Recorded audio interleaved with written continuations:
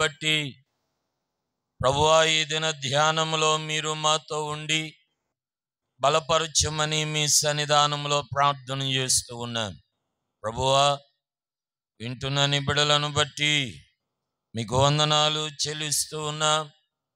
వింటున్న మాటలు మా జీవితానికి ఆశీర్వాదకరంగా దీవెనకరముగా మీరే మార్చి మలచి మహిమ పొందుకొనమని యేసు పరిశుద్ధ నామమున అడిగి వేడుకొనుచున్నాము తండ్రి. అందరూ చెబుదాం ఆమేన్. అందరూ చెబుదాం ఆమేన్. ప్రియమైనటువంటి వారులారా, మలాకి క్షమించాలి యోవేలు గ్రంథాన్ని మనము ఈరోజు ముగించుకుంటానికి ప్రయత్నం చేద్దాం. నిజానికి నాకు చదువుతూ ఉన్నప్పుడు కొన్ని ప్రశ్నలకు ఈ సందేశం ఇస్తే బాగుంటుంది కదా అనే ఆలోచన కలుగుతుంది. మీలో ఎంతమంది గమనించారో ఏమో తెలియదు, కానీ 3వ అధ్యాయాన్ని చదువుతూ ఉన్నప్పుడు చెరబట్టి తీసుకొని పోయిన అన్యజనులందరినీ యెహోషాపాతు లోయలోనికి ఎందుకు రమ్మన్నాడు, ఆ యెహోషాపాతు లోయలోనే రమ్మని అక్కడ యుద్ధం చేయటానికి ఎందుకు దేవుడు ఆలోచన చేశాడు అనే ఆలోచన కలిగి ఒక సందేశాన్ని పెంచుదాము అని అనుకున్నాను. కానీ ఏదో పెద్దోళ్ళు ఒక సామెత అనేవారులే, పాడిందే పాట. అలాగే మా బాబుకి, మా అయ్యగారికి యోవేలు గ్రంథం తప్ప ఇంకా గ్రంథాలు కనపడలేదేమో అనే ఆలోచన మీకు రాకుండా ఉండాలి అని ఈ రోజుతో యోవేలు గ్రంథాన్ని ముగించుకోవటానికి ప్రయత్నం చేద్దాం. ప్రియమైనటువంటి వారులారా, యోవేలు గ్రంథాన్ని మనం ప్రారంభం నుండి చదువుతూ ఉన్నప్పుడు రోదన చేయండి, అంగలార్చండి, కన్నీరు కార్చండి, ఉపవాసం ఉండండి, దిగిరండి, లేదా మీ చెడుతనము మానుకోండి, ఇలాంటి మాటలే దేవుడు మాట్లాడుతూ, లేదా వాళ్ళకి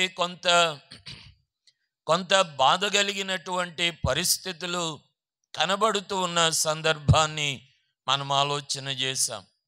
దేవుని బాధే మనం చూస్తున్నాం, లేదా మనుషుల యొక్క వ్యతిరేకమైనటువంటి విశ్వాస వ్యతిరేక విధానాలు చూచి దేవుడే కొంత బాధపడి, దేవుడే కొంత నొచ్చుకొని వీళ్ళకి ఏ విధంగా అయినా సరే బుద్ధి చెప్పాలి అనే ధోరణిలోనే మనం వాక్యాలు వింటూ ఉన్నాం. ప్రియమైన వారులారా, దేవుడు బాధ ఎంతైతే ఉందో, బాధ బట్టి విశ్వాసాన్ని దేవుడు ఎంతైతే బలపరచాలనుకుని యోధా ప్రజలైన వారిని, ఇశ్రాయేలీలైనటువంటి వారిని విశ్వాసంలో బలపరచాలని దేవుని ఆలోచన ఎంత గొప్పదై యోధా వారిని కూడా బాధ పెట్టిన సందర్భాలు ఉన్నాయో, యోధా వారిని కూడా ఇబ్బంది పెట్టిన సందర్భాలు ఉన్నాయో, ఇశ్రాయేలీలను కూడా ఇబ్బంది పెట్టినటువంటి పరిస్థితులు మనం చూస్తూ ఉన్నాం. అనగా మనం ఆలోచన చేస్తూ ఉన్నప్పుడు యోధా ఇశ్రాయేలీలైనటువంటి వారు దేవుని బాధ పెట్టడము, దేవుడు బాధపడిన దానిని బట్టి యోధా ఇశ్రాయేలు ప్రజలు బాధపడటము, దేవుని బాధ తీర్చుకోవటం కొరకు మరలా ప్రజలైనటువంటి వారిని ఆయన వైపుకి మరలా మలుచుకోవటం కొరకు ఇవన్నీ కూడా ఆలోచన చేస్తే దేవుడు బాధపడటం, మనుషులను బాధ పెట్టడం, మనుషులు బాధపడటం, దేవుని మార్గంలో నడవటం, ఇవన్నీ కూడా టిట్ ఫర్ టాట్ అన్నట్టుగా కనబడుతూ ఉన్న సందర్భాలు ఉన్నాయి. ఏమైనప్పటికీ ప్రియమైన వారులారా, వాక్యాన్ని కొన్ని సందర్భాలు మనం వింటూ ఉన్నప్పుడు, లేదా వాక్యాన్ని కొన్ని సందర్భాలు ఆలోచన చేస్తూ ఉన్నప్పుడు, ఏమండి మీలో ఎంతోమందికి ఆలోచన కలిగిందో నాకైతే తెలియదు, కానీ దేవుడు బాధపడటమేనా? దేవుడు ఆశీర్వదించేదేమైనా ఉందా? దేవుడు మనల్ని బాధ పెట్టించడమేనా? దేవుని ఆశీర్వాదాలు ఏమైనా మనకున్నాయా? లేదా దేవుని బాధను బట్టి మనము మార్చుకోవటమేనా? దేవుని ఆశీర్వాదాలు ఏమైనా ఉన్నాయా అని ఆలోచన చేస్తే 2వ అధ్యాయం 12వ వచనము నుండి ప్రియమైన వారులారా దేవుని ఆశీర్వాదాలు మనకి కనబడుతూనే ఉంటాయి. అయితే దేవుడు ఎంత బాధపడుతూ ఉన్నాడో, దేవుని బిడ్డలను మరలా ఆయన మార్గములోనికి, మరలా సన్మార్గములోనికి వారిని నడిపించే ప్రయత్నంలో ఎవ్వరిని విడిచిపెట్టలేదు. ఆ విషయాన్ని జ్ఞాపకం చేస్తున్నాను. ఏమండి, తన పిల్లలైనటువంటి వారిని, యూదా ప్రజలు, ఇశ్రాయేలులైన వారిని మరలా తన వైపుకు మలుచుకోవటానికి దేవుడు పుట్టిన పిల్లల్ని కూడా విడిచిపెట్టలేదండి. అంత కఠినుడు అని కాదు, కానీ వినండి ప్రియమైన వారులారా, ఆయన కృప ఏమిటో అర్థం చేసుకోవాలనే, ఆమేన్ చెప్పాలి. ఆయన ప్రేమ ఏమిటో అర్థం చేసుకోవాలనే, దైవ సంకల్పములు, దేవుని చిత్తం ఏమిటో అర్థం చేసుకోవాలనే తప్ప బాధ పెట్టి బలహీనపరిచి ఇలా చేయాలని కాదు. అలాగనుకుంటే దేవుడు ఎలాగనుండడు. ఎలాగా? బలహీనుడు, ప్రతి బలహీనుడు ఏమనుకోవాలి? నేను బలాఢ్యుడను అనుకొని యుద్ధంలోకి దిగండి, దేవుడు జయమిస్తాడు. వినండి ప్రియమైన వారులారా, ఒక వచనాన్ని చదివితే వారు చూడండి, 2వ అధ్యాయం 14వ వచనాన్ని చదువుతూ ఉన్నాం. సియోనులో బాకా ఊదుడి, ఉపవాస దినములు ప్రతిష్ఠించుడి, వ్రత దినము నియమించి ప్రకటన చేయుడి, జనులను సమకూర్చుడి, సమాజ కూటము ప్రతిష్ఠించుడి. ఏమండి, చదవటం లేదే చాలామంది. పెద్దలను పిలువనంపించుడి, చిన్నవారిని స్తన్యపానము చేయు బిడలను తోడుకొని రండి. పెండ్లి కుమారుడు అంతఃపురములో నుండి, పెండ్లి కుమార్తె గదిలో నుండి రావలను. యెహోవాకు పరిచర్య చేయు యాజకులు మంటపమునకును బలిపీఠమునకును మధ్య నిలువబడి కన్నీరు విడుచుచు, యెహోవా నీ జనుల ఎడల జాలి చేసుకొని అన్యజనులు వారి మీద ప్రభుత్వం చేయునట్లు వారిని అవమానమునకు అప్పగింపకము. లేని ఎడల అన్యజనులు వారి దేవుడు ఏమయ్యనందురు గదా అని వేడుకొనవలను. ప్రియమైన వారులారా, ఈ రాత్రి నేను ప్రేమతో మనవి చేస్తున్నాను. దేవునికి బాధ కలిగితే, ఏమండి ఈ మాట వింటున్నారా? దేవునికి బాధ కలిగితే ఆయన చిన్న పిల్లలను లేదా కుటుంబములో పెండ్లి అయిన వారిని, పెండ్లి కుమారుణ్ణి, పెండ్లి కుమార్తెను అందరినీ కూడా దేవుడు ఆయన సన్మార్గములో నడిపించాలని. కొంతమంది క్రైస్తవులు కానటువంటి వారు బైబిల్ని వ్యంగ్యంగా వ్యక్తీకరించే వాళ్ళు చాలామంది, మీ దేవుడు, మీ యెహోవా దేవుడు ఎంత కఠినుడు, చిన్నపిల్లల్ని కూడా విడిచిపెట్టడం లేదు, మీ దేవుడు ఎంత కఠినుడు, ఎంత ఇదైన వాడు అని ప్రస్తావించిన సందర్భాలు ఉన్నాయి. ఏమండి, నేను అంటాను, మీలో చాలామంది కూడా ఇదేమిటండి, పాలు తాగే పసిపిల్లలను కూడా దేవుడు విడిచిపెట్టాడంటే నీ ప్రవర్తన దేవునికి అంత బాధ కలిగించింది. నేను కొన్ని సందర్భాల్లో ప్రియమైన వాళ్ళారా, మా పిల్లలు లేదంటే మా బాబు చిన్న వయసులో, మా పాప చిన్న వయసులో ఏదైనా ఒక రాత్రి పేచి పెట్టి నిద్రపోని సందర్భాలు ఏదైనా ఇబ్బంది కలిగిస్తూ ఉంటే, ఆ రాత్రి ప్రియమైన వాళ్ళారా మీరు నమ్మరు, నా 2 చేతులు పైకెత్తి ఆ పిల్లలు ఏడ్పు మాని పడుకునే వరకు కూడా నా 2 చేతులు పైకెత్తి నేను ప్రార్థన చేస్తూనే ఉండేవాడిని.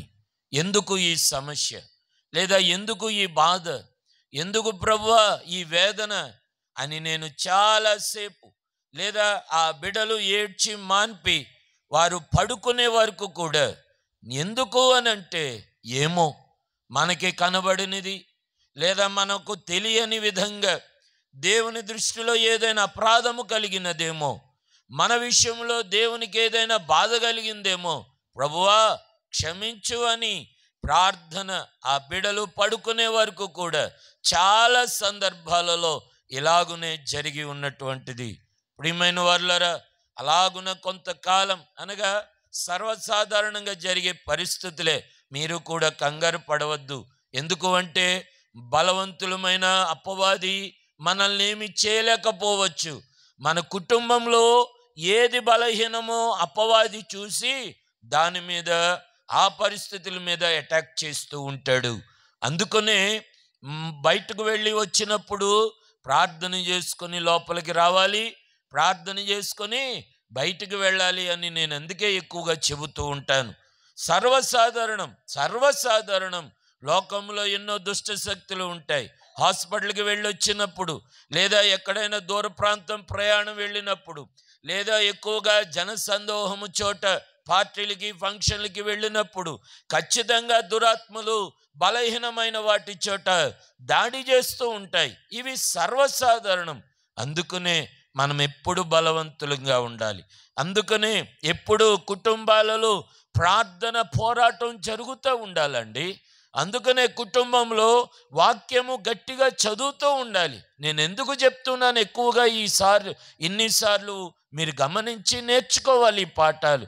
ఇంటికి బయటకు వెళ్ళొచ్చిన తరువాత మ్యాక్సిమం నా నిండు మనసుతో చెప్తూ ఉన్నాను, మీరు ఇంటికి బయటకు వెళ్ళొచ్చిన తరువాత మీ ఇంట్లో ప్రార్థన చేసుకుని ఇంట్లో అడుగు పెట్టడం, లేదా వాక్యాన్ని చదివి ప్రార్థన చేసుకొని పడుకోవటం, ఇవి మీ జీవితాల్లో చేయటానికి మ్యాక్సిమం ప్రయత్నం చేయండి. ఎందుకు అనంటే అపవాది బిడ్డలపైన దాడి చేస్తూ ఉంటాడు. వారి బిడ్డలపైనే వాడి ప్రయత్నం. అందుకునే వాక్యం అంటుంది కదా, మరణము కిటికీలను ఎక్కుచ్చి ఉంటుందట. ప్రియమైన వారులారా, ఈ విషయాన్ని గమనించండి. ఈ యూదా ఇశ్రాయేలు ప్రజలందరూ కూడా దేవుని బాధ ఎంత గొప్పదో అది అర్థం చేసుకోవరు. లేదా దేవుడు బాధపడితే మనకి ఎంత నష్టమో అది గుర్తించటం లేదు. మన సౌఖ్యం, మన సుఖం ఎందుకు ఇలా కలిగింది, ఎందుకు ఇలా జరిగింది, ఇది ఎందుకు ఇలా జరిగిందని దేవుణ్ణి నిందిస్తున్నాం. కానీ why should you think yourself? నీకు నీవుగా ఎందుకు ఆలోచించవు? ఆ లోపము నీలో ఉందని, లేదా లోపము సరి చేసుకోవలసింది నేనని ఎందుకని నీవు తలంచలేవు? ఈ రాత్రి ప్రేమతో మనవి చేస్తూ ఉన్నాను. ప్రియమైన వారులారా, యూదా ప్రజలు, ఇశ్రాయేలీలందరూ పొరపాటు చేసి దేవునికి దూరమై, పాపం ఎక్కువై, దేవునికి వ్యతిరేకముగా అన్యజనులతో కలిసిపోతూ ఉంటే దేవునికి బాధ కలిగదా? అందరూ రండి, ఉపవాస దినము ప్రతిష్ఠించుకోండి, పాలు దాగే పిల్లలు రావాల్సిందే, పెళ్లి చేసుకున్నవాడు కూడా రావాల్సిందే. ప్రియమైన వారులారా, ఈరోజు ప్రేమతో మనవి చేస్తున్నాను. దేవుని కోపమైనా మనం చూస్తున్నాం. ప్రియమైన వారులారా, ఒక్క మాట వినండి. రోజు ఆయనను శాంతపరచటం కూడా మనం చేయాలి. ఏమండి, మరలా చెప్తున్నాను ఈ మాట, మన పద్ధతులన్నీ కూడా దేవునికి కోపం కలిగించేవే, ఖచ్చితంగా కోపాన్ని కలిగించేవే. నేను ప్రేమతో మనవి చేస్తున్నాను, దేవుని కోపాన్ని తగ్గించే పనులు కూడా మనం చేయాలి. దేవుని కోపాన్ని తగ్గించే ఆత్మీయ వ్యవహారాలు కూడా మన కుటుంబాలలో ఉండాలి. దేవుని కోపాన్ని తగ్గించేటువంటి ఆత్మీయమైన నడవడికలు మన కుటుంబాలలో జరగాలి. అందుకనే ఆ మాట చదువుకుందాం. చూడండి, 13వ వచనం, 2వ అధ్యాయం 13వ వచనం.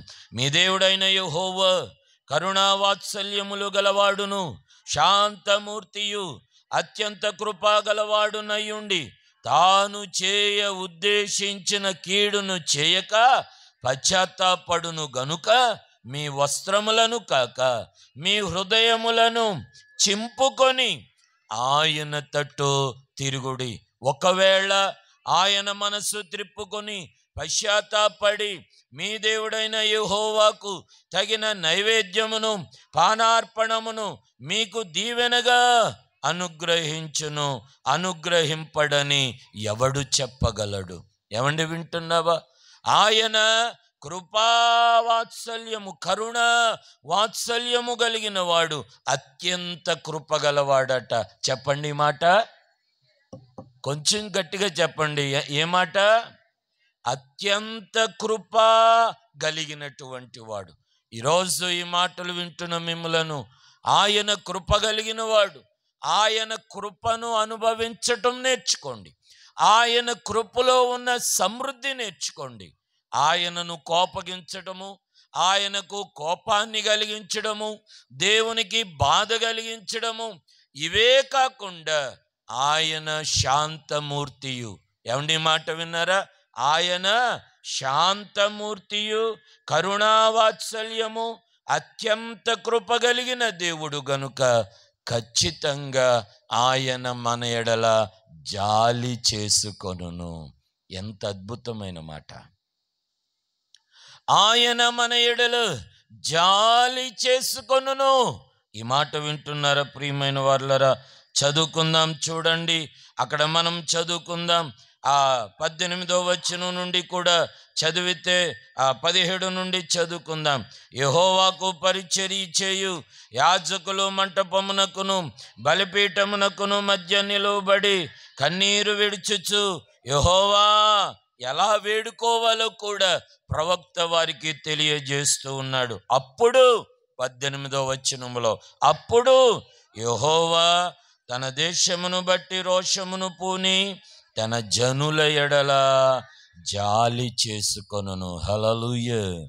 తన జనుల ఎడల జాలి చేసుకొనును. దేవుడు నీ ఎడల జాలి చేసుకొనున్నట్లుగా నీ ప్రవర్తన ఉండాలి, నీ పిల్లల ప్రవర్తన ఉండాలి, నీ పరిస్థితులు అటువంటి ప్రవర్తనలో ఉండాలి. ప్రియమైన వారులారా, జ్ఞాపకం చదువుకుందాం ఇంకను. మరియు యెహోవా తన జనులకు ఉత్తరమిచ్చి చెప్పినదేమనగా, ఇకను అన్యజనులలో మిమ్మను అవమానాస్పదముగా చేయక మీరు తృప్తి పొందునంతగా నేను ధాన్యమును, క్రొత్త ద్రాక్షారసమును, తైలమును మీకు పంపించెదను. ఈ మాట వింటున్న నా ప్రియమైన వారులారా, ఈరోజు ఈ మాటలు వింటున్న మిమ్మలను ప్రేమతో మనవి చేస్తూ ఆ 20వ వచనము నుండి గనక మీరు చదువుకుంటూ వెళుతూ ఉంటే ఆ 20వ అధ్యాయం అంతా కూడా ఎంత ఆశీర్వాదకరమైన అనుభవాలు కనబడుతూ ఉన్నాయో. ప్రియమైన వారులారా, ఈరోజు ప్రేమతో మనవి చేస్తున్నాను, మరలా మరలా మరలా చెప్తూ ఉన్నాను, దయచేసి దయచేసి కుటుంబాలలో దేవునికి బాధ కలిగించే పరిస్థితులు చేయొద్దు. కుటుంబాలలో ఆయన జాలి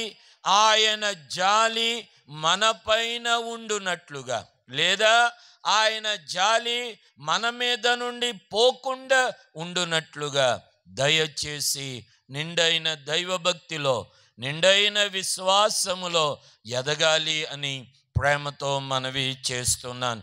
అందుకనే 5 విషయాలు ఈ రాత్రి మీ ముందు నేను ఉంచుతూ ఉన్నాను. దేవుడు మన ఎడల జాలి చేసుకొనటానికి, లేదా ఆయన అత్యంత కృపగలిగిన వాడుగా, లేదా ఆయన మన ఎడల శాంతమూర్తిగా, లేదా ఆయన కరుణావాత్సల్యము గలవాడుగా మన ఎడల జాలి చేసుకొని క్రొత్త ద్రాక్ష రసాన్ని లేదా నూతన ఆశీర్వాదాన్ని మీరింటికి వెళ్ళాక 20వ వచనం నుండి చివరి వరకు చదివితే అద్భుతమైన వచనాలు ఉంటాయి. అయితే ఆ ఆశీర్వాదాలన్నీ మనకి కలగటానికి చదువుదామా? 21వ వచనం నుండి చదువుకుందాం. ఆశీర్వాదాలు ఎంత అద్భుతంగా ఉంటాయో. దేశమా భయపడక సంతోషించి గంతులు వేయము, యెహోవా గొప్ప కార్యములు చేసెను. పశువులారా భయపడకుడి, గడ్డి బీళ్లలో పచ్చిక మొలుచును, చెట్లు ఫలించును, అంజూరపు చెట్లు ద్రాక్ష చెట్లు సమృద్ధిగా ఫలించును. సియోను జనులారా ఉత్సాహించి మీ దేవుడైన యెహోవా యందు సంతోషించుడి. తన నీతిని బట్టి ఆయన తొలకరి వర్షమును మీకు అనుగ్రహించును. వాన కురిపించి పూర్వమందు వలె తొలకరి వర్షమును కడవరి వర్షమును మీకు అనుగ్రహించును. కొట్లు ధాన్యముతో నిండును, క్రొత్త ద్రాక్షరసము, క్రొత్త తైలము గానుగలకు పైగా పొర్లి పారును. మీరు తృప్తి పొందినంతగా దేవునికి మహిమ కలుగునుగాక. వినండి ప్రియమైన వారులారా, ఈరోజు ఎలాగున మరి ఆయన అత్యంత కృప కలిగిన వాడు మన కుటుంబాలలో ఉండాలి. ఆయన శాంతమూర్తిగా మన కుటుంబాలలో ఆయన ఉండాలి. ఆయన జాలి చేసుకొనున్నట్లుగా ఆయన మన కుటుంబాలలో ఉండాలి అనంటే 5 విషయాలు మనము నేర్చుకుందాం. 12వ వచనం, 2వ అధ్యాయం 12వ వచనం. ఇప్పుడైనను మీరు ఉపవాసముండి కన్నీరు విడుచుచు దుఃఖించుచు మనఃపూర్వకంగా అనగా మనస్సు పూర్తిగా అనగా నిండు మనస్సుతో తిరిగి నా యొద్దకు రండి. తిరిగి నా యొద్దకు రండి. నిండు మనస్సుతో తిరిగి నా యొద్దకు రండి. అలాగనే 2వ అధ్యాయము 16వ వచనములో మనము చదువుతూ ఉన్నప్పుడు, జనులను సమకూర్చుడి, సమాజ కూటము ప్రతిష్ఠించుడి, పెద్దలను పిలువనంపించుడి, చిన్నవారిని స్తన్యపానము చేయు బిడ్డలను తోడుకొని రండి. చెప్పండి, బిడ్డలను తోడుకొని రండి. మొదటిది, మీరు కుటుంబాలతో తిరిగి నా యొద్దకు రండి. 2, మీ బిడ్డలను తోడుకొని రండి. ప్రియమైన వారులారా, నా మీద ఒక చిన్న ఎలిగేషన్ ఖచ్చితంగా మీ మనస్సులో బాధ కలిగించేది. ఏమిటో తెలుసా? పిల్లల్ని నేను కొడతానని, పిల్లల్ని నేను బాగా తిడతానని, లేదా పిల్లలు ఈ ప్రార్థనలో కూర్చున్నప్పుడు పిల్లల్ని నేను అల్లరి చేస్తున్నారని చాలామంది పిల్లల్ని తీసుకోవటం మానేసి వాళ్ళు కూడా రావటం మానేసిన కొంతమంది మహాతల్లులు ఉన్నారు ఇక్కడ. ఎందుకు ఈ విషయాన్ని జ్ఞాపకం చేస్తున్నానంటే, పిల్లల్ని తీసుకురావద్దని నేను అన్ను, మీరు తీసుకుని రండి. పిల్లలు అల్లరి మనకి ముచ్చటే, ఆనందమే, నేను అడ్డు పెట్టను. కానీ వారిని ఆపాలి, వారిని కండిషన్లో పెట్టాలి. ఇది ప్రార్థన, నువ్వు అటు ఇటు తిరగద్దు అని 2 దెబ్బలు కొట్టాలి. మీ పిల్లలను తోడుకొని రండి. ప్రియమైన వారులారా, ఈరోజు ఏమండి మందిరానికి రావట్లేదంటే పిల్లలు ఏడుస్తున్నారండి, పిల్లలు గోల చేసేస్తున్నారండి, పిల్లలు అటు ఇటు తిరిగేస్తున్నారండి. మరి నువ్వేం చేస్తావు? పిల్లలు అటు ఇటు తిరుగుతుంటే వాళ్ళని చూస్తా, పిల్లలు గోల చేస్తుంటే వాళ్ళని చూస్తా. ప్రియమైన వారులారా, నాకు చాలా మనసు బలంగా గుర్తుండిపోయిన ఒక సందర్భాన్ని చెప్పిన. ఒక చోట ఉపవాస ప్రార్థనకు వెళ్ళానండి. ఉపవాస ప్రార్థన, ప్రారంభ ప్రార్థన చేస్తూ ఉన్నారు. అనగా వాక్యాన్ని ఇవ్వటానికి అందరూ ప్రార్థన చేస్తున్నారు.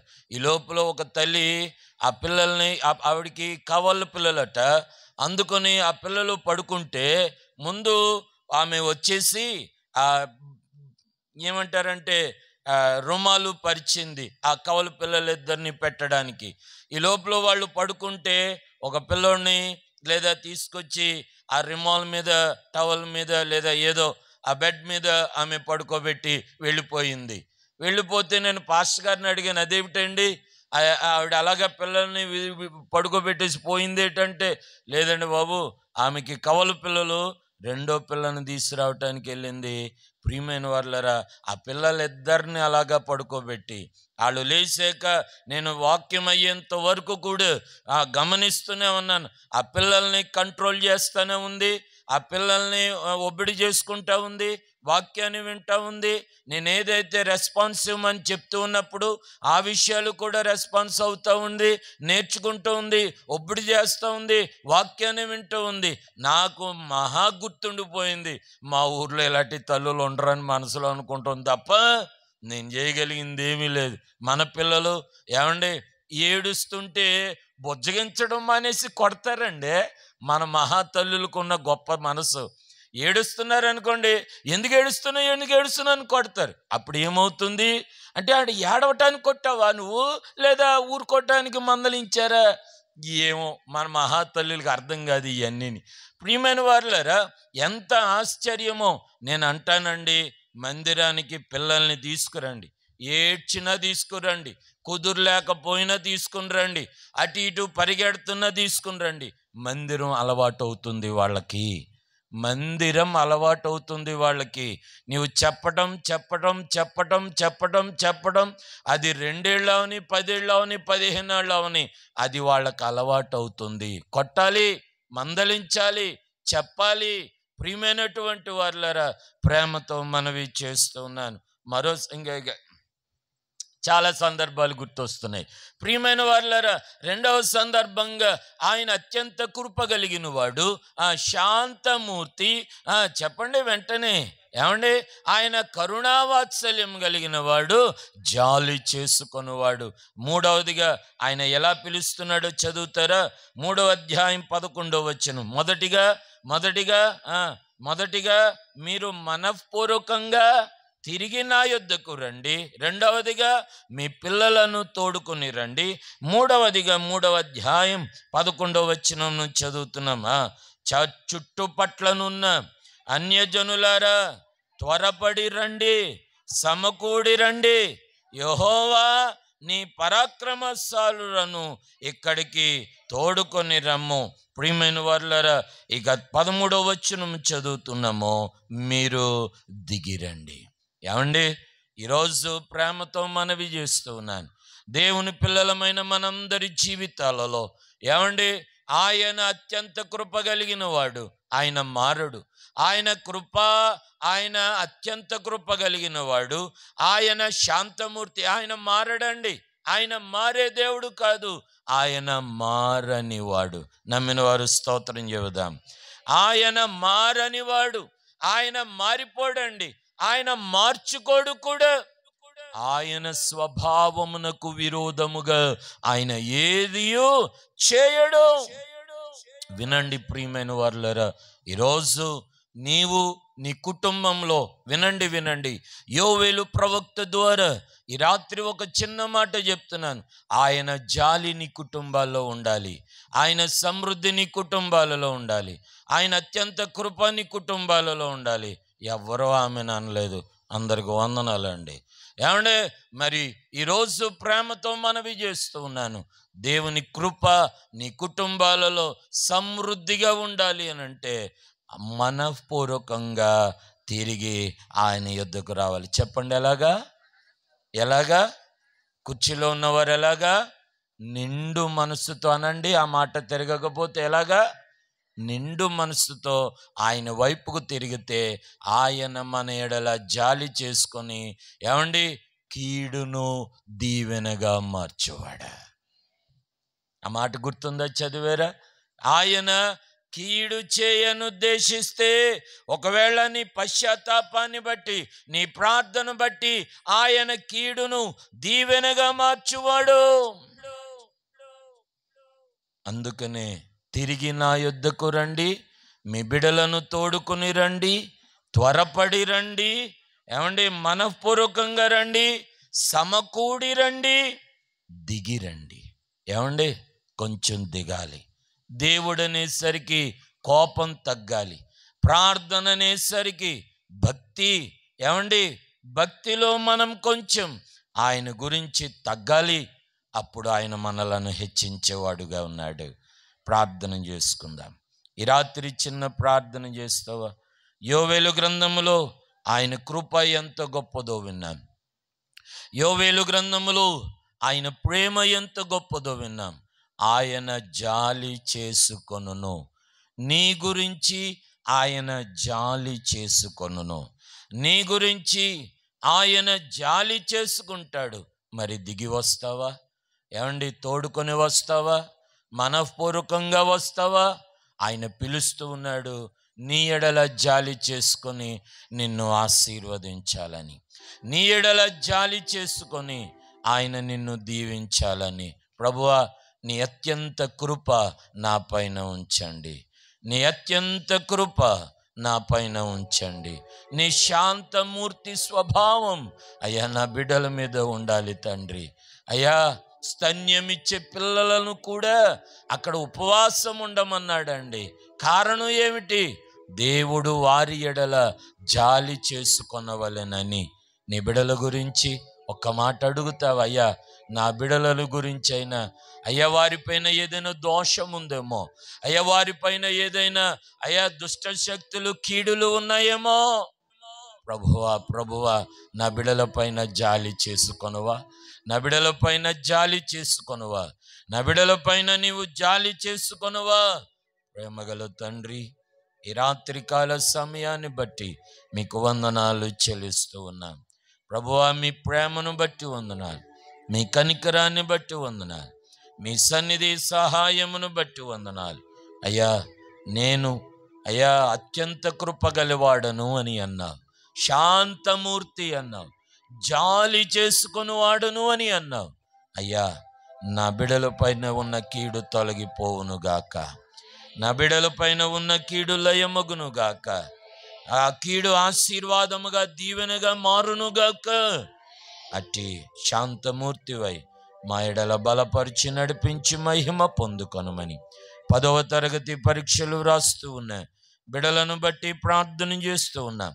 అయ్యా రేపటి దినాన్న కష్టతరమైన మ్యాథమెటిక్స్ ప్రభు ఎగ్జామ్ రాయటానికి సిద్ధపడుచు ఉండగా మీరే వారిని బలపరిచి చక్కని ప్రాసెస్లో అయ్యా నాయన చక్కని ఈక్వేషన్స్ అయ్యా అవన్నీ చక్కని సూత్రాలు మెట్లు ప్రకారంగా వారు రాయటానికి తగిన జ్ఞానం బిడలందరికీ కలుగునుగాక. ప్రభువా దీవించండి. సంఘంలో బలహీనులైన వారిని ప్రభువా మీరే స్వస్థపరచండి. ప్రవళికను జ్ఞాపకం చేసుకొనండి, నాగమణి గారిని జ్ఞాపకం చేసుకొనండి, రమణ గారిని జ్ఞాపకం చేసుకొనండి.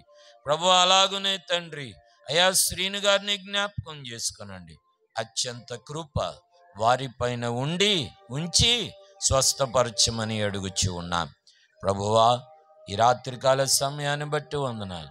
రేపటి దినాన్న మరో నూతన సందేశంతో మేమందరం సిద్ధపడినట్లు మీరే మమ్మలను బలపరిచి నడిపించుమని నజరీయుడైన యేసు పరిశుద్ధ నామమున అడిగి వేడుకొనుచున్నాము తండ్రి, ఆమేన్.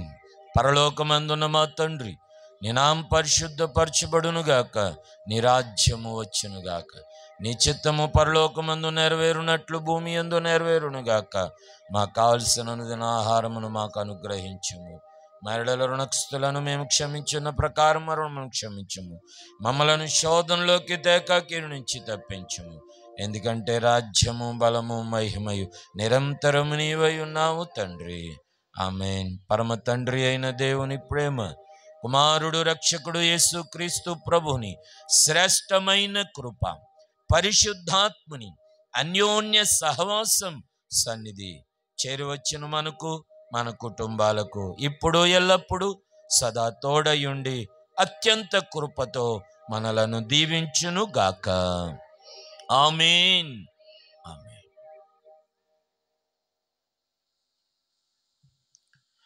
అందరికీ వందనాలండి.